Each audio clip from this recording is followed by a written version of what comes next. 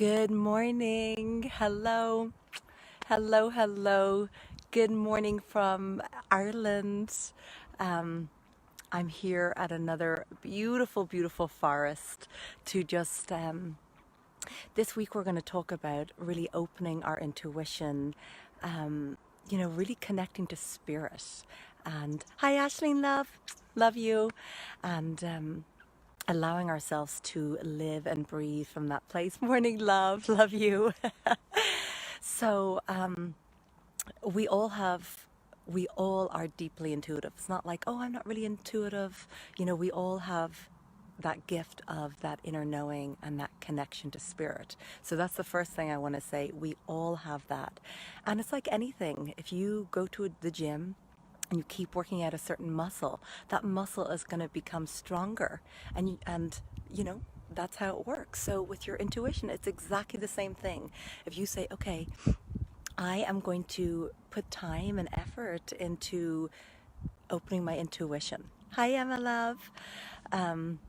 So first of all, the first thing I'm going to invite you to do is, if you have a decision to make this week, and usually, when you make decisions, you go around, asking people's opinions and kind of searching outside yourself. I'm going to invite you to take some time every single day in silence. And I'm going to invite you to commune and connect with your higher self. So just taking a moment to close your eyes, taking a deep inhale and exhale, and going inwards, because all the wisdom, this infinite abundance, this unconditional love is available to you, this unlimited reservoir within you. You are spirit, you are source, and it runs through all of us. So I'm going to invite you this week. Hi, Sinead, love. Hi, Emma. Lots of love.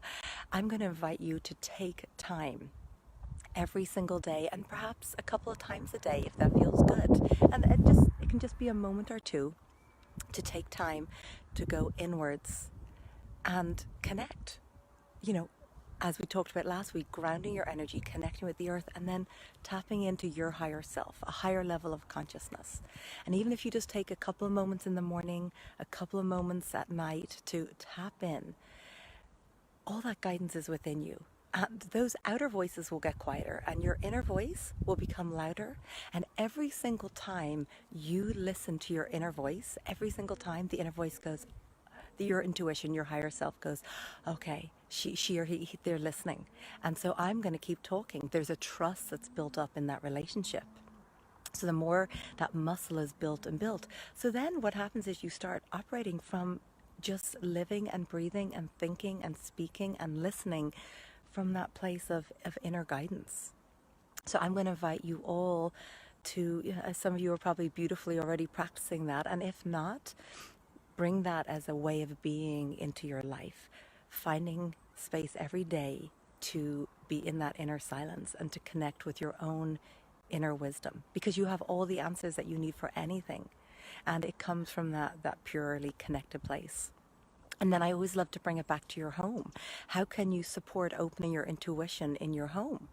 I would highly suggest creating an altar. Now, the northeast area of our home is all about intuition and wisdom, and not that our home is separate from that in any ways, but especially in feng shui, the gua, as we'd say, that box in the northeast area is all about intuition. Hi, Elkie, love.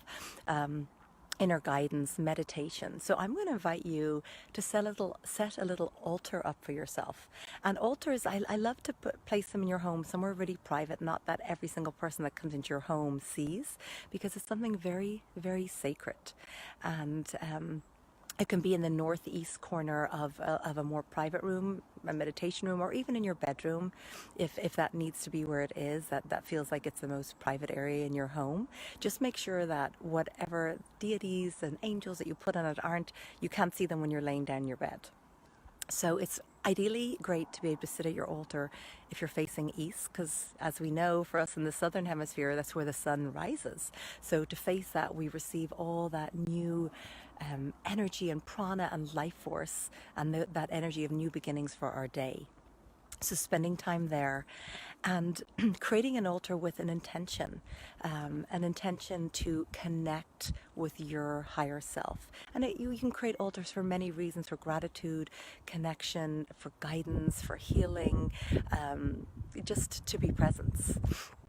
Hi, Rose. Lovely to connect. Hi, Karen. So create that altar, and I love to put the five elements on the altar. There's no strict rules. I mean, it's your altar. It's your sacred altar, and by creating that in your home, you're saying, I care about my connection to my higher self. I care about my connection to source, to my inner guidance, and it's somewhere that you can sit with for inner guidance every day. So I love to bring all the five elements on. So a lot of the time I'll bring the element of water, and it can be rainwater you gathered, water from the sea, from the ocean. Um, any kind of water is sacred. You can put blessings and prayers over the water. Then I always love to have the fire element. So when I sit at my altar, I light my candle, because that's a sacred ritual. It's like I'm opening sacred space. The element of earth, so you can put crystals or just even special stones that you found. Um, we want to bring metal element in, so a lot of the time I put the water in a little metal bowl, a little metal chalice. And then also the element of air, so a feather, perhaps a feather that you found, um, to place on your altar. And then the element of wood, so I always like to have fresh flowers. And the altar is a reminder to come on over here every day and connect with your higher self. Take that time. Anything else, any cards that you've pulled, anything that feels special, sacred to you, that you want to connect more with, place it on your altar. So there's no rules other than it's nice that it's somewhere private, that it's comfortable, that you're going to sit there every day. And even if it's just a couple of moments where you are choosing consciously to take that time to connect and commune with spirit and your higher self, and open your intuition, develop your intuition.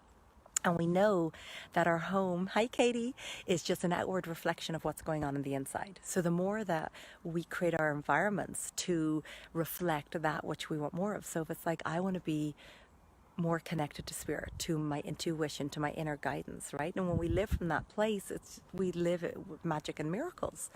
And by placing that altar in your home, you're saying, this is important to me. This is important. So thank you, beautiful, beautiful beloveds, for being here. Hi, Katie. Oh, I'm wishing you all a beautiful day, and thank you so much for being here. Bye.